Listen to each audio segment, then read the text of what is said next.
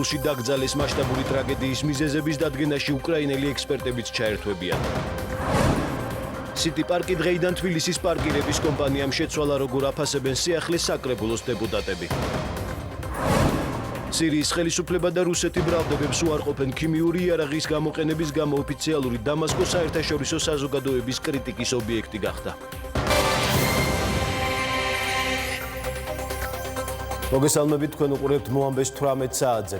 მინდელის სახელობის ჩახში დაღუპული 5 მეშახტე დღეს უკანასკნელ გზაზე გააცილეს. ტრაგედიის შედეგად დაღუპულ კიდევ ერთ მეშახტეს კი ხუთშაბათს დაკრძალავენ.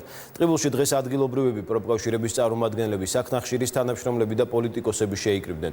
მომხდარზე დაწყებული გამოძიების დასრულებამდე პროფკავშირები დროებით მინდელის სახელობის შახტის დახურვას ითხოვენ. ცნობილი ხდება, რომ გამოძიების პროცესში ორი უკრაინელი ექსპერტიც ჩაერთვება ადგილზე, მათ უკვე ხვალელოდებიან. ტყიბულში ჩვენი კორესპონდენტი ირმა ჭოლაძე მუშაობს, მას პირდაპირ ეთერში ვთავთ. Magistrat.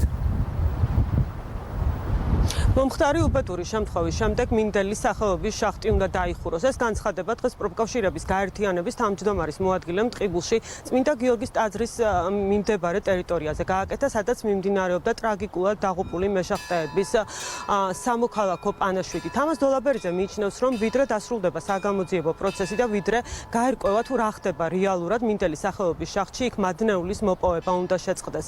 მისივე ინფორმაციით მოკვლევის პროცესში ჩაერთვებიან უცხოელი ექსპერტები. ორ სამთო ინჟინერს უკრაინიდან ტყიბულში ხვალელოდებიან, რომლებიც ადგილზე თითქმის ერთი კვირის მანძილზე იმუშავებენ და სწორედ ამის შემდეგ იტყვიან უკრაინელი ექსპერტები, თუ იყო თუ არა მომხდარი ფაქტის მიზეზი უსაფრთხოების ნორმების დარღვევა. უსაფრთხოების ნორმების დარღვევა შახტში დღეს გამორიცხა კომპანია ინდუსტრიული ჯგუფის ხელმძღვანელმა დავით ბეჟუაშვილი ტყიბულში იმყოფებოდა, რომელმაც გარდაცვლილი მეშახტეების ოჯახებს მიუსამძიმრა. ტრაგიკულად დაღუპული მეშახტეების ოჯახის წევრებისთვის სამძიმრის სათქმელად ტყიბულში ხელისუფლების წარმომადგენლები და ასევე პარტია ერთიანი ნაციონალური მოძრაობის წევრებიც იმყოფებოდნენ. ტრაგედია არის, ვინ არის ტყიბულში ვიღაც ხოროს. ორი ადამიანი დავრჩი და ასე თუ 5-6 თუ მოკვდა რა დარჩევა მე ბოლოს არაფერი. ჯერ მაინც იცლება, სოფლები იცლება, ქალაქი იცლება მთლიანად. დიდი ტრაგედია დღეს ტყიბულში ამ უბედურმა შემთხვევამ ჩვენ საერთო ოჯახს ამოაცალა 6 საუკეთესო შვილი. დიდი ტრაგედია ჩვენ კოლექტივისთვის, ტყიბულისთვის და მთელ საქართველოსთვის. ეს ამბავი ერთხელ და სამუდამოდ უნდა დამთავრდეს, შახტა უნდა დაიკეტოს, უნდა მოხდეს ან მისი რეაბილიტაცია, ან ალტერნატიული დასაქმების პროგრამების განხორციელება ტყიბულში. რაც შეეხება კონკრეტულად ამ ფაქტის კვლევას, ხვალ საღამომდე უკვე უკრაინიდან ჩამოვა ორი ექსპერტი, რომელთანაც უკვე ამდილი თქონათ სატელეფონო საუბრები და ველოდებით ასევე ჟენევიდან, თუმცა ჩვენთვის მნიშვნელოვანი არის უკრაინელი ექსპერტების ჩამოსვლა, რადგან ტყიბულის შახტები არის საბჭოთა კავშირის პერიოდის დროს აშენებული და მათთვის სისტემა აქაური შახტებისაც ცნობილია.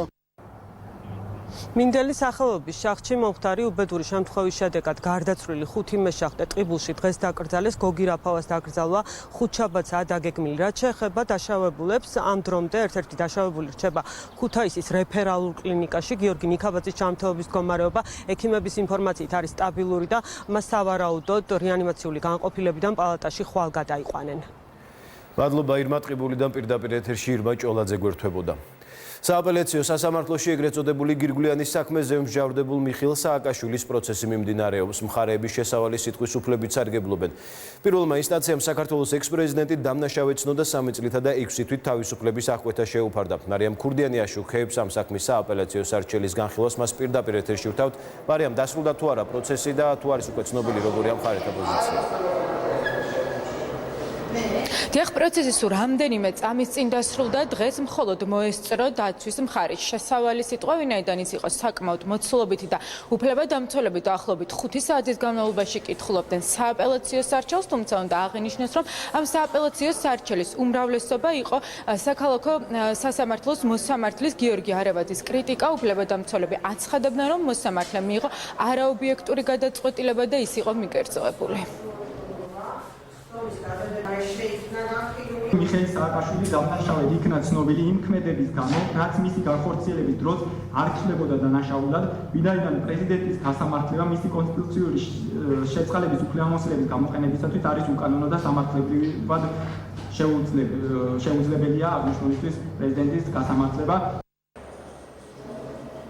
უფლებადამცველები თავის შესავალ სიტყვაში აცხადებდნენ, რომ პრეზიდენტს აქვს შეწყალების ექსკლუზიური უფლება, ბრალდების მხარე აცხადებს, რომ ყველა ადამიანი, რომელიც არღვევს კანონს, უნდა დაისაჯოს, მათ შორის უმაღლესი თანამდებობის პირები, ისინი აცხადებენ, რომ პრეზიდენტს აქვს შეწყალების უფლება, თუმცა ეს არ უნდა იყოს წინასწარ შეთანხმებული, როგორც ეს მოხდა მიხეილ სააკაშვილის შემთხვევაში და ისინი კატეგორიულად ეწინააღმდეგებიან დაცვის მხარის პოზიციას, რაც შეეხება თავად საქმისას, ეს იყო პირველი განხილვა სააპელაციო სასამართლოში, შემდგომ პროცესზე, რომელიც გაიმართება 3 მაისს, უკვე თავის შესავალ სიტყვას წარმოთქვამს ბრალდების მხარე, აქამდე კი საქალაქო სასამართლომ 5 იანვარს მიხეილ სააკაშვილის მიმართ გამამტყუნებელი განაჩენი გამოიტანა და მას 3 წლითა და 6 თვით მიესაჯა თავისუფლების აღკვეთა, როგორც მოსამართლემ მაშინ განმარტა, სააკაშვილმა შეიწყალა გირგვლიანის საქმეზე დაკავებული 4 მსჯავრდებული წინასწარი განზრახვით, ეს იყო ყველაფერი შეთანხმებული სხვა თანამდებობის მაღალ პირებთან და მოსამართლის განმარტებით, სწორედ ეს გახდა მიზეზი სააკაშვილის შეწყალების, ვინაიდან დაეფარებინათ ხელი სხვა მაღალი თანამდებობის პირებისათვის.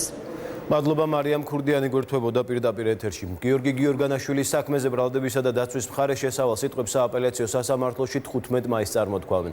მოსამართლეთა კოლეგიამ დღეს დააკმაყოფილა დაცვის შუამდგომლობა, რომელმაც პროცესის გადადება ითხოვა, თუმცა კოლეგიამ არ გაითვალისწინა ადვოკატების მეორე შუამდგომლობა, რომელიც საქმეზე გიორგანაშვილის მიმართ წარდგენილი ახალი ბრალდების მასალების დართვას გულისხმობდა. დაცვის მხარე იმ გადაწყვეტილების გაუქმებას ითხოვს, რომლითაც გიორგანაშვილს 45 ნარკოტიკის შეძენა შენახვისთვის 8 წლით თავისუფლების აღკვეთა შეეფარდა. ცალკე წარმოებად არის გამოყოფილი საქმე, რომლითაც გამოძიება ბახალას ქვეყანაში დიდი ოდენობით ნარკოტიკის ჯგუფურად შემოდანას ედავება. მე მედება ბრალი იმაში, რომ რაღაც ორგანიზება გავუკეთე ძალიან დიდ რაოდენობა ნარკოტიკულ საშუალებას. და ამის პარალელურად მე ჯიბეში მედო კიდე 45 აპრილი. ამათი ლოგიკა და უბრალოდ მაინტერესებს, რამდენად კავშირშია თქვენი გადმოსახედიდან ეს ორი ზონა. დედრამეზე შევთანხმდით. ახალ ბრალდებას რაც შეეხება, ამასთან დაკავშირებით ჩვენ კი, გასაგებია, უბრალოდ ვერ გავხსნებით მოცემული საფრთხის ფარგლებს. ჩვენ მარტივ რამეს ვითხოვდით, რომ მოწმეები, რომლებიც დაიკითხნენ, კიდევ ერთხელ დავკითხოთ, ვინაიდან გამოიკვეთა უკანონო მოქმედებები და მათი უფლებამოსილებასთან დაკავშირებით არის კითხვები და კიდევ დავკითხოთ, იმიტომ რომ დადგინდეს ობიექტური ჭეშმარიტება. სასამართლომ ამაზე გითხრა უარი. ბრალდების მხარემ სასამართლოში წარმოადგინა მტკიცებულებები, კერძოდ ეს იყო მოწმეთა ჩვენებები, რომლებმაც უშუალოდ მიიღეს მონაწილეობა გიორგი გიორგანაშვილის პირად შრეკაში, რომელთა მიერაც იქნა ამოღებული ნარკოტიკული საშუალებები, ასევე სხვა მოწმეები, რომლებიც ადასტურებენ ნამდვილად გიორგი გიორგანაშვილის მიერ განსაკუთრებით დიდი ოდენობით ნარკოტიკული საშუალების უკანონო შეძენას შენახვას. შეიძლება თუ არა ბელიაშვილის ქუჩაზე მომხდარი დაპირისპირების სამართლებრივი კვალიფიკაცია საქართველოსა და ნიგერიის მოქალაქეებს შორის მომხდარ ინციდენტზე შინაგან საქმეთა სამინისტრო დისკრიმინაციული მოტივის გამოკვეთის მიმართულებითაც მუშაობს. ამის შესახებ უწყების მიერ გავრცელებულ განცხადებაშია ნათქვამი. სამინისტროს ინფორმაციით, მუხლის კვალიფიკაციის საკითხი მხოლოდ მას შემდეგ გადაიხედება, რაც გამოძიებას მომხდარ ფაქტთან დაკავშირებით სრული სურათი ექნება. ადგილობრივ მოსახლეობასა და საქართველოში მცხოვრებ უცხო ქვეყნის მოქალაქეებს შორის მომხდარი სიტყვიერი და ფიზიკური დაპირისპირების ფაქტზე გამოძიება სისხლის სამართლის კოდექსის 126 მუხლით ძალადობით მიმდინარეობს. დანაშაული 1-დან 3 წლამდე ვადით თავისუფლების აღკვეთას ითვალისწინებს. უკვე გამოკითხულია 20-მდე პირი, მათ შორის კონფლიქტის მონაწილე ორივე მხარე. დანიშნულია შესაბამისი ექსპერტიზა. მომხდარი ფაქტის შესახებ ინფორმაციის მქონე პირთა გამოკითხვა ამ დრომდე გრძელდება, ნათქვამია სამინისტროს განცხადებაში. საქართველოსა და ნიგერიის მოქალაქეების დაპირისპირების შემდეგ კახა კალაძის ინიციატივას ფეხბურთის ფედერაცია ეხმაურება. ფედერაცია მზად არის ბელიაშვილის ქუჩაზე მდებარე სტადიონზე ფეხბურთში ამხანაგური მატჩი შაბათს 14 აპრილს ჩაატაროს. კონფლიქტის მხარეებთან ერთად ამხანაგურ შეხვედრაში მონაწილეობის მისაღებად თბილისის მერი ყველა სხვა ადგილობრივ მცხოვრებსაც ეპატიჟება. მათი ნაწილი თანახმაა შეხვედრას შეუერთდეს, თუმცა უცნობია მიიღებენ თუ არა ამხანაგურ მატჩში მონაწილეობას თავად ნიგერიის მოქალაქეები. ის რაც მოხდა ამას რა თქმა უნდა გამოძიება დაადგენს, მაგრამ ძალიან ცუდი სანახავი იყო ეს ყველაფერი, ჩვენ ქართველებს არ გვჩვევია ასეთი დამოკიდებულება და მიდგომები, თუმცა მინდა ვთხოვო ფეხბურთის ფედერაციის პრეზიდენტს ბატონ ლევან კობიაშვილს, რომ კვირის ბოლოს გააკეთოს თუ არის ამის შესაძლებლობა ერთი ამხანაგური თამაში იგივე მოედანზე. კალათის განცხადება უბრალოდ ყოვლისა უნდა ითქვას, რომ გაგვაკვირვა და ცოტა კომიკური გვეჩვენება, იქიდან გამომდინარე, რომ ვფიქრობთ, რომ სახელმწიფო აპარატი ამხლა ორიენტირებული უნდა იყოს იმაზე, რომ გამოძიება რაც შეიძლება სწრაფად და ეფექტურად ჩატარდეს და პასუხისმგებლობაში მიეცენ დამნაშავე პირები და არ უნდა იყოს ორიენტირებული დანაშაულის ჩაფარცხვაზე. ძალიან კარგი ინიციატივაა, თუმცა ჩვენ არ ყოფილვართ დამნაშავე და თავდასხმელები. ჩვენ არასდროს არ მიგვინიშნებია მათი კანისფერისთვის არასოდეს. პირიქით, პატივცემის მეტი ჩვენგან იმათ არაფერი არ მიუღიათ. ეს კარგი იდეაა, რადგან საფეხბურთო მატჩი მეტად დაახლოებს აქ მაცხოვრებლებს და ხელშეუწყობს ადამიანების უფრო მეტად დამეგობრებას. თბილისში პარკირებაზე პასუხისმგებელი კომპანია ოფიციალურად შეიცვალა. სიტი პარკის ნაცვლად მიმართულებას დღეიდან თბილისის სატრანსპორტო კომპანია თბილისი პარკინგი იბარებს. კონტროლორ ინსპექტორები უკვე მუშაობენ ქალაქის სხვადასხვა უბანში. სიახლეს სკეპტიკურად უყურებს საკრებულოს ოპოზიცია, უმრავლესობა კი იზიარებს დედაქალაქის მთავრობის პოზიციას, რომ პარკირებაზე თბილისში პრობლემები არ შეიქმნება. ანა ბროლაძე გაგვაცნობს პოლიტიკურ შეფასებებს, მას პირდაპირ ეთერში ვთავთ, ანა გისმენთ. არ იცვლება ჯარიმის ოდენობა, არ იცვლება პარკინგის აბონემენტის ღირებულება, მანქანებს, რომლებიც ხელს შეუშლიან მოძრაობას, ისევ გადაიყვანენ საჯარიმოზე. სწორედ აქედან გამომდინარე, რომ ცვლილებები არა ფუნქციებს, არამედ უბრალოდ კომპანია შეეხო და დღეიდან სიტი პარკის ნაცვლად თანხის გადახდა მოქალაქეებს უკვე მერიეს დაქვემდებარებული სატრანსპორტო კომპანიისთვის მოუწევთ, დედაქალაქის საკრებულოს ოპოზიციის საკმაოდ კრიტიკულ შეფასებას იწვევს. მათ არ აქვთ იმის მოლოდინი, რომ ქალაქის მთავრობა დაპირებას შეასრულებს და პარკინგის პრობლემას მოაგვარებს დედაქალაქში. ოპონენტებს საკრებულოს თავმჯდომარე პასუხობს და ერთ მთავარ ცვლილებაზე მიუთითებს. პარკინგი ჩაიბარა კომპანიამ, რომელსაც კომერციული ინტერესი და მოქალაქეთა დაჯარიმებით ბიუჯეტის შევსების მიზანი არ აქვს.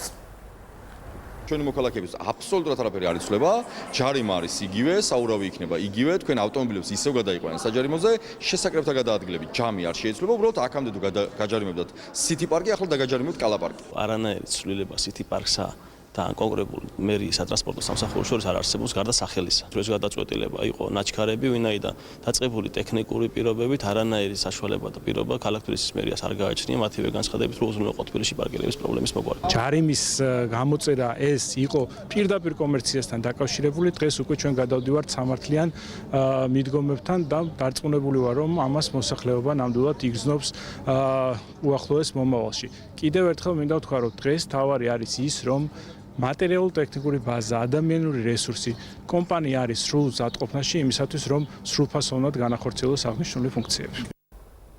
სიტი პარკის ნაცვლად თბილისი პარკინგი საკუთარი ავტომობილის ჯარიმის შესახებ ინფორმაციის გადამოწმება ახალი კომპანიის საიტზე tp.gz-ზე შეგეძლებათ. ამავე საიტზე არის შესაძლებელი როგორც პარკინგის აბონემენტის ყიდვა, ასევე ჯარიმის გადახდა, ამავე ოპერაციის განხორციელება დაინტერესებულ ადამიანებს ნებისმიერი ბანკისა და ნებისმიერი გადახდის აპარატის მეშვეობით შეეძლებათ. მადლობა, ეს ანა ბროლაძე იყო. კომპანია თბილისი პარკინგის ახალი ოფისი დღეს კახაკალაძემ დაათვალიერა. კომპანიის ხელმძღვანელობის განცხადებით, მათთან სიტი პარკის 102 ყოფილი თანამშრომელი დასაქმდა. იგეგმება ახალი ევაკუატორების შეძენა და საპარკინგო ინფრასტრუქტურის მოწესრიგება. სამომავლოდ იგეგმება ასევე ახალი საპარკინგო სივრცეების მოწყობაც.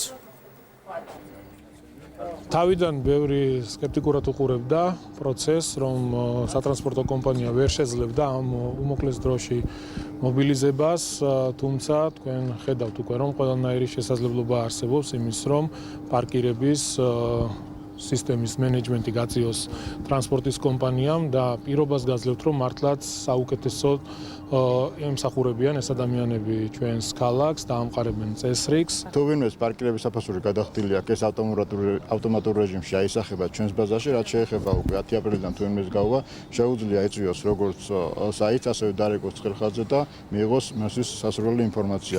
რაც შეეხება ღირებულებას, იქნება ისევ როგორც ერთკვირიანი, ასე 6 თვიანი და 1 წლიანი პარკირების საფასურის საშვები და გადახდა შესაძლებელი იქნება როგორც საიტის მეშვეობით, ასევე iPay box-ებით, ასევე ნებისმიერი ბანკის საშუალებით. იმედი გვაქვს, რომ შევძლებთ დავამტკიცოთ სამართლიანი სასამართლოს პირობებში, რომ კომპანიის მიერ კეთილსინდისიერად სრულდებოდა ის ვალდებულებები, რაც მას ჰქონდა კონტრაქტით გათვალისწინებული და ასევე სრულ შესაბამისობაში იყო ქართულ კანონმდებლობასთან. იმ შემთხვევაში, თუ ქართული სასამართლო სისტემა არ გაიზიარებს ჩვენს პოზიციას და მოსაზრებებს, განვაგრძობთ დავა საერთაშორისო არბიტრაჟში. პარლამენტში სამი კომიტეტის გაერთიანებულ სხდომაზე დღეს სახელმწიფო უსაფრთხოების სამსახურის 2017 წლის ანგარიში მოისმინეს. ოკუპაცია, ჰიბრიდული ომი, უცხო ქვეყნების სპეცსამსახურები, კორუფცია, ტერორიზმი. ეს მხოლოდ მცირე ჩამონათვალია იმ გამოწვევებიდან, რომელიც დოკუმენტშია აღწერილი. სხდომაზე მოხსენება სახელმწიფო უსაფრთხოების სამსახურის უფროსის მოადგილემ გრიგოლ ლუაშვილმა წაიკითხა. მოგვიანებით კი უმრავლესობის გადაწყვეტილებით შეხვედრა კითხვა-პასუხის რეჟიმში დახურულ კარს მიღმა გაგრძელდა. ოპოზიცია შეკითხვების ნაწილის საჯაროებას მოითხოვდა, თუმცა ინიციატივას მათი უმრავლესობით უარი ეთქვა. ხელისუფლების ოპონენტების განცხადებით სუსმა ანგარიში გამოწვევები ადეკვატურად ასახა, თუმცა მათთვის გაუგებარია და ამ დრომდე პასუხგაუცემელი რჩება შეკითხვა, როგორ ებრძვის ამ გამოწვევებს ხელისუფლება. გამოცდილება რომ აქვს, იმიტომ გეუბნები რა. ხსენებაში სუსი წერს, რომ რუსეთიდან, უბრალოდ მეზობელი ქვეყნებიდან ფინანსდება პოლიტიკური პარტიები, ფინანსდება არასამთავრობო ორგანიზაციები, მედია საშუალებები, ფონდები. როდესაც კითხვას უსვამთ, მათ შორის დახურულ ფორმატზე, კონკრეტულად ერთი მაგალითი მაინც დაასახელო. ამაზე არის სიჩუმე. აგრესიული ძალები, ფაშისტური ძალები, ქართული მედია, რომელსაც ბიუჯეტიდან აფინანსებენ და გამოიწერენ და რეკლამებსაც უკეთავენ ხოლმე და უამრავი საშუალებები, რომლებიც მთავრობასთანაც არიან დაახლოებული და პირდაპირ მტრის საქმეს აკეთებენ. როდის გამოვლინდება, როდის დაასახელებენ. გითხეს რომ გვეტყვიან უფრო ვიწრო ფორმატში. მე ვერ ვიტყვი რომ ჩვენ ამაში ჩამოვრჩებით პროცესი იდენტიფიცირების, რა თქმა უნდა, როგორც თქვენ აღნიშნეთ, წარმატებით არის შესრულებული. სამმავლო გეგმებს, რა თქმა უნდა, არ განსაზღვრავს მარტო ქვეყნის სპეცსამსახური, ეს არის კომპლექსური თემა, რომელშიც ჩაბმული უნდა იყოს როგორც საქართველოს მთავრობა, ასევე საქართველოს პარლამენტი შესაბამისი საკანონმდებლო ცვლილებების გათვალისწინებითაც კი. ამ დრომდე უცნობია დატოვებს თუ არა გედევან ფოფხაძეს საპარლამენტო უმრავლესობა საკითხზე დღეს პოლიტიკური შეფასებები კიდევ ერთხელ გაკეთდა. თავად დეპუტატი კი დღეს პარლამენტში არ მისულა ადამიანის უფლებათა დაცვის კომიტეტის თავმჯდომარის განცხადებით, ამის მიზეზი ბაქოში ფოფხაძის სამსახურებრივი მივლინება. გედევან ფოფხაძე უმრავლესობიდან არ წასულა და ნურავის ნუეჩქარება ეს პროცესი არ მომწონს ეს საჯარო დისკუსიები და ეს ამხანაგური სასამართლოებიც ძალიან უხერხულია, ამიტომ ამას უნდა თავი დაანებოს ყველამ, ამიტომ საჭირო არის შეხვედრა. პარლამენტის თავმჯდომარე მე მგონი არ არის ჩვენი უფროსი რა, ის არის ჩვენს მიერ არჩეული ახალგაზრდა ადამიანი, რომელსაც ვენდობოდით, მაგრამ ჩემთვის მაგალითად ძალიან მიუღებელი გახდა ბოლო დროინდელი მისი განცხადებები, თუნდაც იგივე ჩვენ კოლეგაზე, რომ ესეთი შეურაცხყოფილი ტონით მოიხსენიებს გედი ფოფხაძეს. შიგნით არის ჯერ იმის რესურსი, რომ ყველაფერში შიგნით დავლაგდეთ, მაგრამ კიდე ერთ რაღაცას ვიძახი, რომ გამორიცხული არასოდეს არაფერი არ არის. რამდენიმე დეპუტატმა დაუშვა მძიმე შეცდომა თავის შეფასებებში. პრობლემა არსებობს, მისი მასშტაბი არ არის ისეთი, როგორც ეს გახმოვანდა, იმიტომ რომ საფუძველი ამ პრობლემის იყო არარეალური, იგივე ლოგიკით გავიმეორებ, რომ ჩვენ მხარი არ უნდა დაგვეჭირა ნაციონალური მოძრაობის არც ერთი წარმომადგენლებისთვის, მაშინ ასეთი პრეტენზიები არ ყოფილა და ამაზე არავის უკამათია, იმაზე საუბარი რომ პარლამენტის თავმჯდომარესთან დაკავშირებით რაღაც საკითხები დაისვას, არის აბსოლუტურად არასერიოზული, მით უმეტეს ასეთი უსაფუძვლო თემების ფონზე. უმრავლესობა იმუშავებს 2020 წლის ოქტომბრამდე. რაც შეეხება იმ პროექტებს და იმ საკითხებს, რაზეც გუნდში შესაძლოა იყოს აზრთა სხვადასხვაობა, ეს საკითხები წყდება უმრავლესობაში შიდა კონსულტაციების გზით. გიორგი მარგველაშვილი არაბთა გაერთიანებული საემიროს პრემიერ-მინისტრს შეხვდა. მხარეებმა საქართველოს საინვესტიციო პოტენციალი, სავაჭრო ეკონომიკური ურთიერთობების განვითარება, ტურიზმისა და სოფლის მეურნეობის სფეროებში მჭიდრო თანამშრომლობის საკითხები განიხილეს. პირველ ლედისთან ერთად საქართველოს პრეზიდენტმა არაბთა გაერთიანებულ საემიროებში ოფიციალური ვიზიტი დღეს დაიწყო. გიორგი მარგველაშვილის დახვედრის ოფიციალური ცერემონია აბუ-დაბის საპრეზიდენტო აეროპორტში გაიმართა. ოფიციალური ვიზიტის ფარგლებში პრეზიდენტი ტახტის მემკვიდრე შეიხ მოჰამედ ბინ ზაედ ალ ნაჰაიანს შეხვდა. მხარეებმა არაბთა გაერთიანებულ საემიროებთან თავისუფალი სავაჭრო შეთანხმების გაფორმების შესაძლებლობა განიხილეს. აღნიშნა, რომ როგორც არაბთა გაერთიანებული საემიროები, ასევე საქართველო წარმოადგენენ რეგიონულ ჰაბებს და ორი რეგიონული საერთაშორისო ცენტრის თანამშრომლობის გაგრძელებას და გაფართოებას დიდი მნიშვნელობა აქვს. საუბარი ასევე შეეხო რუსულ აგრესიასა და საქართველოს ოკუპირებულ ტერიტორიებს.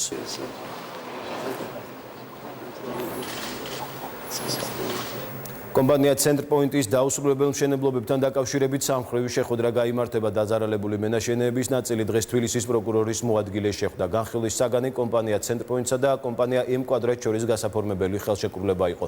შეხვედრაზე გადაწყდა, რომ დაუსრულებელი ობიექტების საკითხებს სამმხრივ შეხვედრაზე განიხილავენ.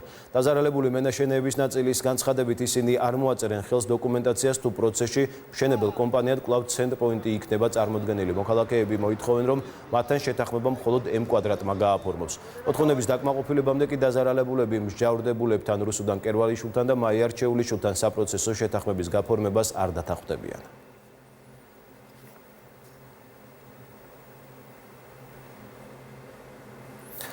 პეკინის გამზირზე ნაქირავე ბინაში უცხო ქვეყნის ორი მოქალაქის გარდაცვალების მიზეზი მხუთავი აერით ინტოქსიკაცია გახდა. განცხადება ამის შესახებ ყაზტრანს გაზ თბილისში გააკეთეს. კომპანიაში განმარტავენ, რომ სპეციალისტებმა საცხოვრებელი ბინის დათვალიერების შემდეგ აბაზანაში ღია წვის კამერიანი წყლის გამაცხელებელი აღმოაჩინეს, რომლის მოხმარებაც სახლში კატეგორიულად აკრძალულია. ყაზრასგანში ამბობენ, რომ გაზგაყვანილობის გეგმიური შემოწმების მიზნით აღნიშნულ მისამართზე სპეციალისტები რამდენჯერმე იმყოფებოდნენ, თუმცა შემოწმება ვერ მოხერხდა, სახლში არავინ იმყოფებოდა.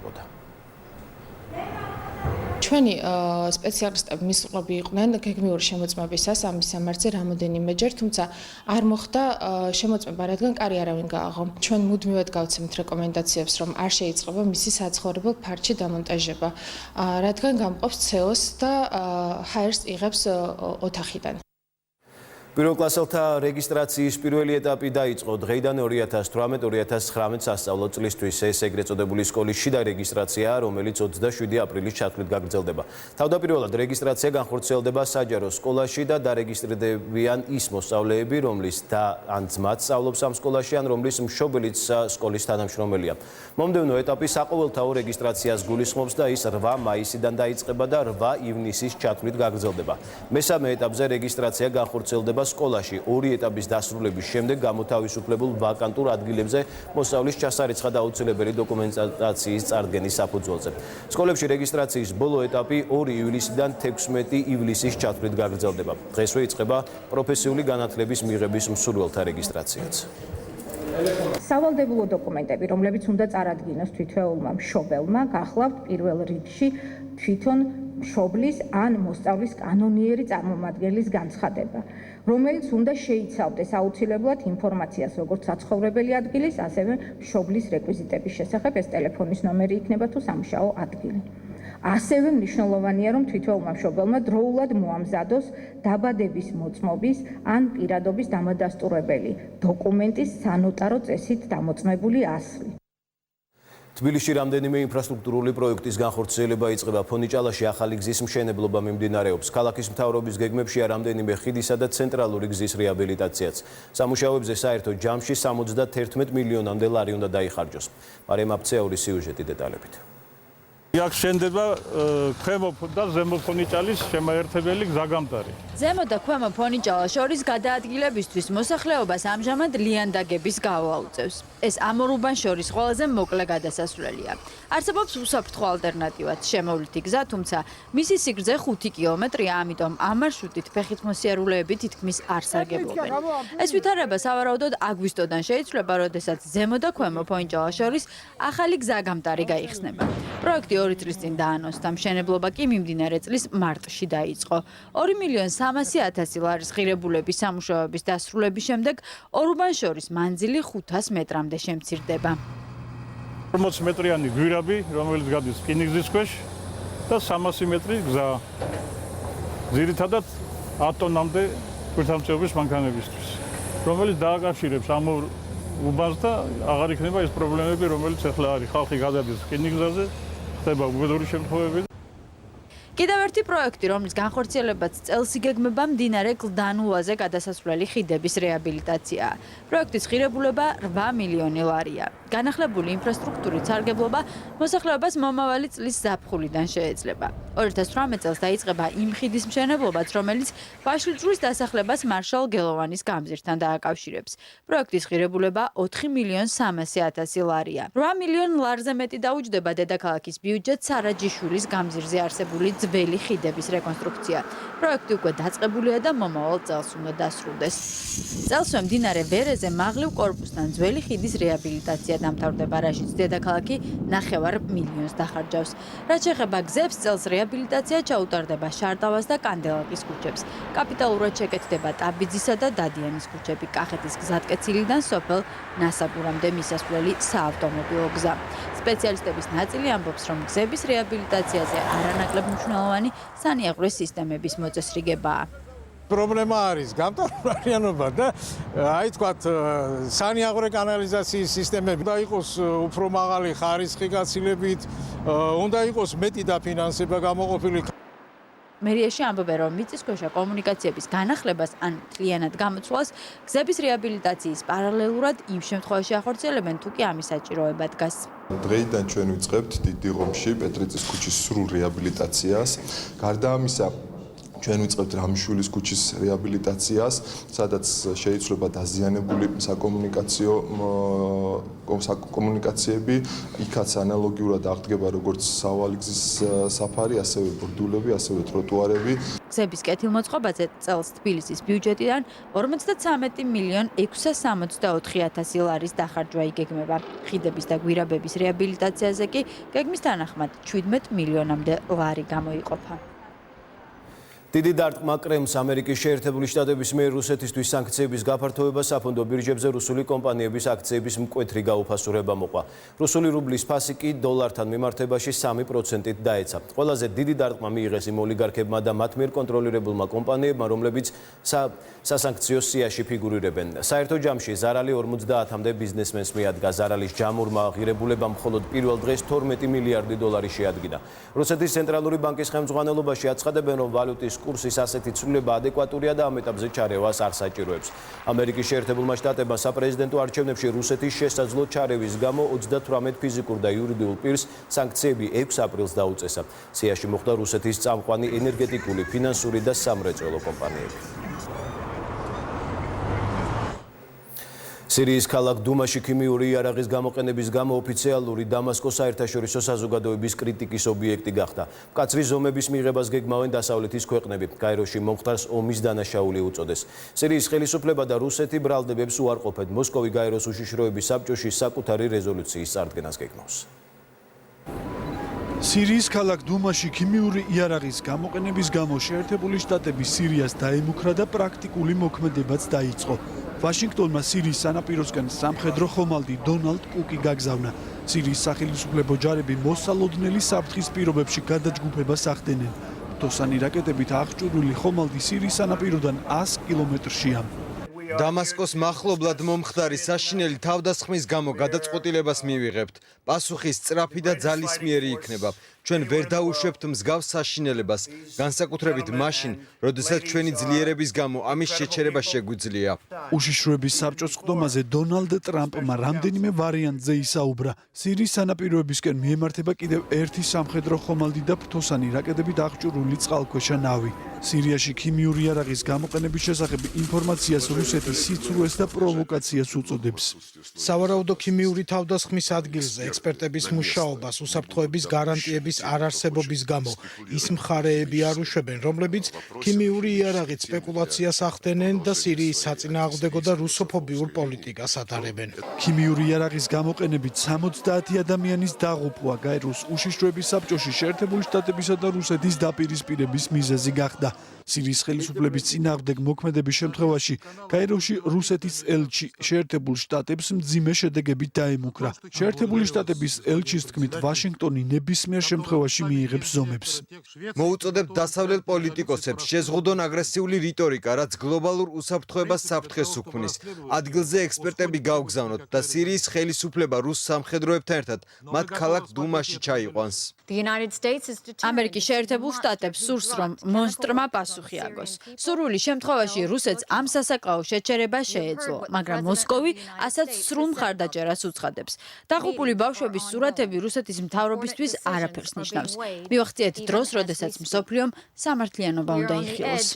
ქალაქი დუმა აღმოსავლეთ ღუტაში მდებარეობს, რომელსაც ამბოხებულები 2013 წლის შემდეგ აკონტროლებდნენ. ხანგრძლივი ალყის შემდეგ სირიის ხელისუფლებამ სამხედრო ოპერაცია თებერვალში დაიწყო. ამბოხებულებმა წინააღმდეგობა შეწყვიტეს და ქალაქ დუმას დატოვებას დათანხმდნენ. 67 ავტობუსმა ქალაქი უკვე დატოვა. მომდევნო დღეებში დუმადან 40,000 ამბოხებული გავა. სირია შეერთებული შტატების თავდასხმის მოლოდინშია. რა შედეგებს გამოიღებს ვაშინგტონის მოქმედება, ამას დრო აჩვენებს. კვლავ საქართველოს ეროვნულ არქივში განახლებული კინოდარბაზი გაიხსნა. ღონისძიება წუთიერი დუმილით დაიწყო. შეკრებილებმა ტყიბულში დაღუპულ მეშახტეებს მიაგეს პატივი.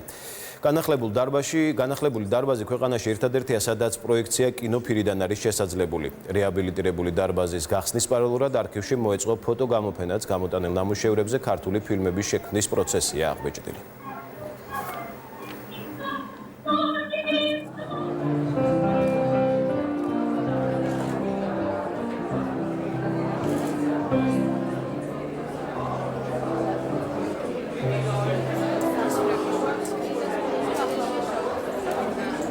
ეს იქნება ულტრათანამედროვე აღჭურვილობის მქონე კინოდარბაზი, რომელიც არ იქნება კომერციული, ეს ძალიან მნიშვნელოვანია და სადაც ჩვენს ახალგაზრდა თაობებს შევძლებთ ვაჩვენოთ თუ რას ინახავს ეროვნული არქივი. ეს არის დაახლოებით 35,000 კინოდოკუმენტი. ღონისძიების პარალელურად ჩვენს პავილიონში გამოვფინეთ ის ფოტოდოკუმენტები, რომელიც ეროვნულ არქივშია დაცული ქართული კინოს თემატიკაზე. ეს არის ცნობილი, ყველასთვის საყვარელი ქართული ფილმების გადაღების შექმნის მომენტები.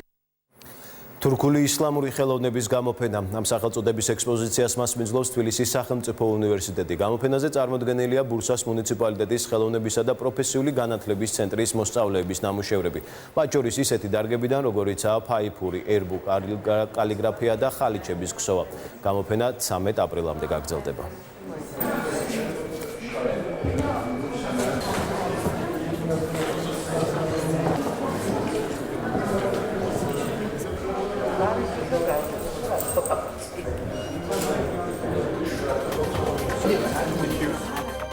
ახალი ამბების სურდო თარგმანს ესმა იაკობაშვილი უძღვებოდა. ყველა სიახლე 7 ენაზე გაიცანეთ ერთი ტივიჯიზე. მოამედ 18 საათზე კი დღეს ამით დასრულებულია. მადლობთ რომ გვიყურებთ.